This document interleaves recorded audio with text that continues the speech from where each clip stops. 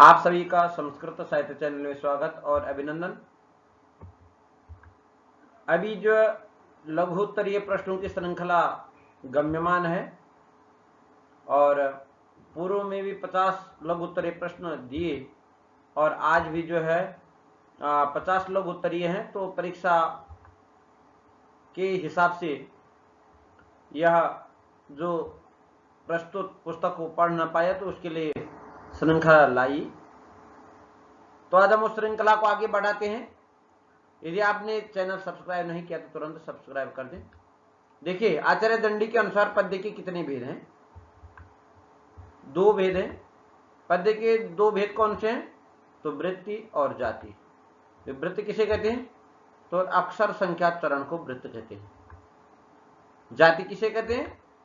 तो मात्रा संख्यात चरण को जाति कहा गया है। एक में अक्षरों की संख्या गिनी जाती है, एक में मात्राओं की।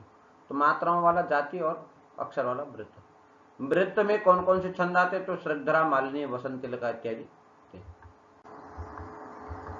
वृत्त के प्रमुख भेद कौन कौन से हैं? तो वृत्त के 3 भेद मुख्य हैं। कौन कौन से हैं? तो समवृत्त, अर्ध समवृत्त और विषमवृत्त। जाति में कौन से छंद आते हैं? तो आर्या, गीति आदि आते हैं। अर्ध समवृत्त छंद में कौन सा छंद आता है? तो पुष्पिताग्रा। विषमवृत्त छंद में कौन सा छंद आता है? तो वैतालीय। मिश्र शब्द से अभिप्राय क्या है? तो गद्य पद्य दोनों का मिश्रण ही मिश्र काव्य कहा गया। आचार्य दंडी के अनुसार छंदों का विस्तार कहां प्राप्त हो सकता है? तो छंदो विचित नामक ग्रंथ में। पद्य काव्य के अंतर्गत कौन कौन से काव्य आते हैं?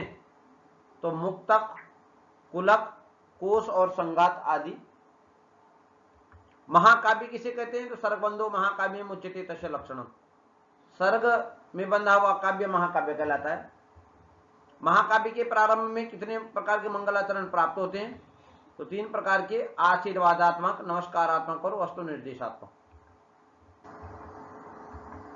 महाकाव्य में कथानक कैसा होता है? तो महाकाव्य में का जो कथानक इतिहास प्रसिद्ध होता है अथवा किसी सज्जन सत्पुरुष पर आधारित कथानक होता है। महाकाव्य में महाकाव्य से किस वस्तु की प्राप्ति होती है?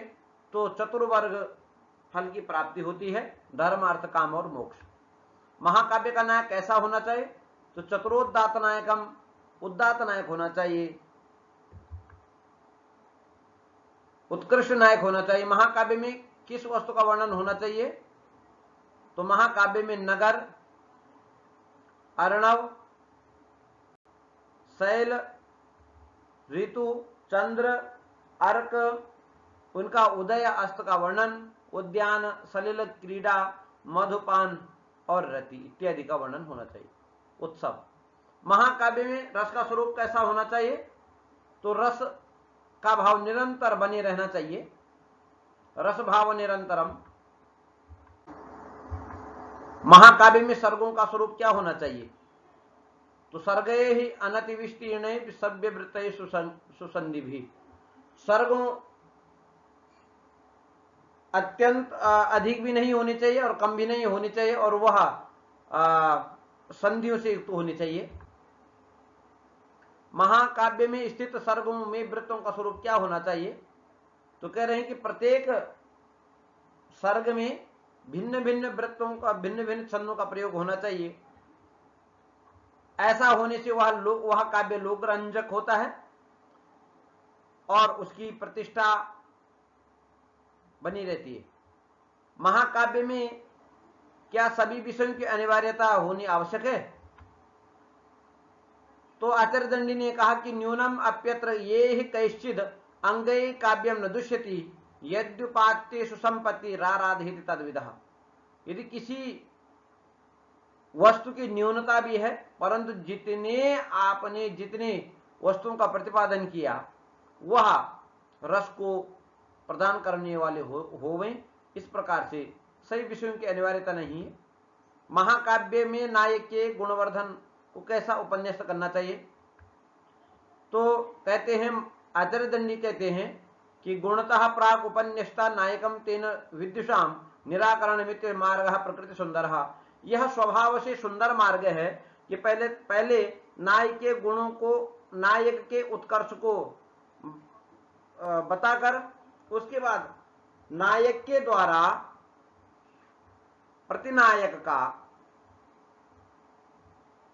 क्या करना चाहिए, विद्युषाम शत्रुणाम, शत्रु का क्या निराकरण करना चाहिए।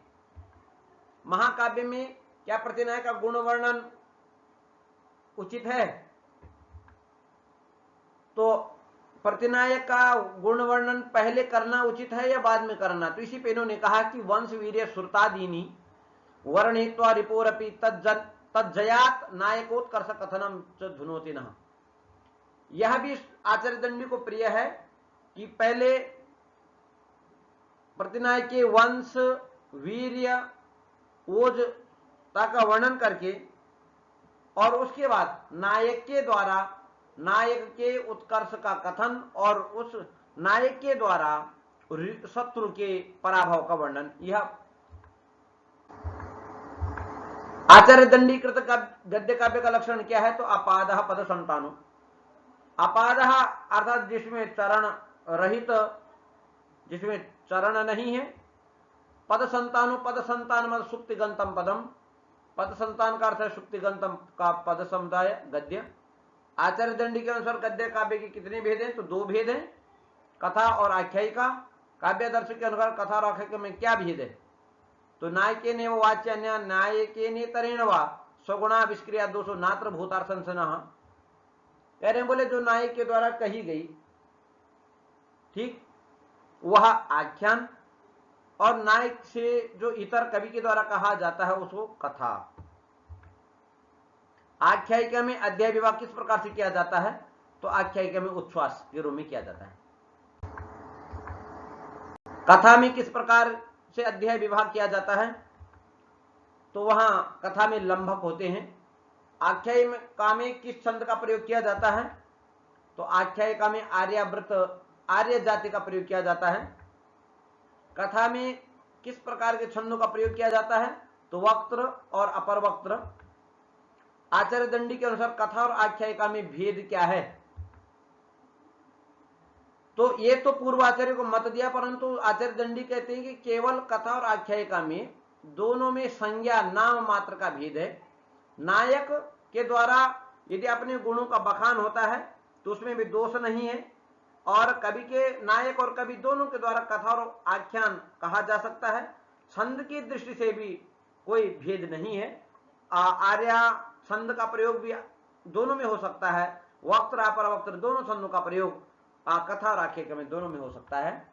कुछ आचार्यगण कथा और आख्यायिका में किस प्रकार का भेद करते हैं? तो कह रहे हैं कन्याहरण संग्राम विप्रलंबो दया सर्गबंध समाह नैते वैशेषिका गुण। तो इन आचार्यों के मत में भी जो है कन्याहरण संग्राम विप्रलंब सूर्य उदय अस्त इस प्रकार का भी जो है कथा और आख्यायिका में ही होता, कोई विशेष गुण नहीं है। मिश्र काव्य का अभिप्राय क्या है? तो मिश्राणी नाटकादीनी। मिश्र से अभिप्राय नाटक आदि है। चंपू काव्य की परिभाषा क्या है? तो गद्य पद्य मयि काचित चंपूरित्य विधीयते।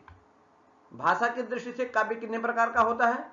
तो तदेतत् वाङ्मयं भूयः संस्कृतं प्राकृतं तथा अपभ्रंशश्च मिश्रम चेत्याहुरार्याश्च चतुर्विधम। चार प्रकार का होता है, संस्कृत, प्राकृत, अपभ्रंश और मिश्र। संस्कृत भाषा किसे कहते हैं? तो संस्कृतम नाम दैवी वा अनुवाख्याता महर्षि भी। देवताओं की वाणी संस्कृत है जिन्होंने, और वह महर्षियों के द्वारा कही गई है, और वह भी प्राकृत प्रकृति के क्रम से पहले तद्भव, पहले तत्सम, फिर तद्भव और देशी, इस प्रकार से उसके भेद हैं। प्राकृत भाषा के कितने भेद हैं? तो प्राकृत भाषा के अनेक भेद हैं, जैसे महाराष्ट्री, सौरसेनी, गौड़ी और मागधी। प्रवरसेन की रचना सेतुबंध काव्य, सेतुबंध काव्य किस भाषा में उपनिबद्ध है? तो यह महाराष्ट्री। काव्य में आभीर आदि जातियों के द्वारा व्यवहृत होने वाली भाषा क्या है? तो अपभ्रंश भाषा है। संस्कृत में काव्य का स्वरूप किस प्रकार का होता है? तो संस्कृत में काव्य, महाकाव्य, खंड काव्य, मुक्त काव्य, गीत काव्य आदि होते हैं। स्कंदक वृत्त किस भाषा में लिखा जाता है? तो यह प्राकृत भाषा में लिखा जाता है। ओसर छंदों का प्रयोग किस भाषा में किया जाता है? तो यह अपभ्रंश भाषा में किया जाता है। स्त्री द्वारा किया गया श्रृंगार रस प्रधान नृत्य क्या कहलाता है? तो यह लास्य कहलाता है। छलित नृत्य किसके द्वारा किया जाता है? तो यह पुरुषों के द्वारा किया जाता है। तांडव नृत्य में किस रस की प्रधानता होती है? वीर, रौद्र और अद्भुत रसों की प्रधानता होती है। हल्लीस अथवा रासक नृत्य किस प्रकार से किया जाता है? तो हल्लीस नृत्य में स्त्रियां एक पुरुष को नेता बना करके मंडलाकार होकर नृत्य करती हैं, तो वही रासक अर्थात हल्लीस कहलाता है। संपा क्या है? तो यह पूर्व रंग नाटक में पहले नांदी होगा, नांदी से पूर्व रंग होता है, तो पूर्व रंग के अंतर्गत वाद्य विशेष का प्रयोग जब होता है तो वही संपा कहलाता है। तो ये आज काव्यादर्श स्थित अति लघुत्तरी प्रश्नों का द्वितीय भाग प्रस्तुत किया गया। एक भाग शायद और रह जाएगा। धन्यवाद, नमस्कार।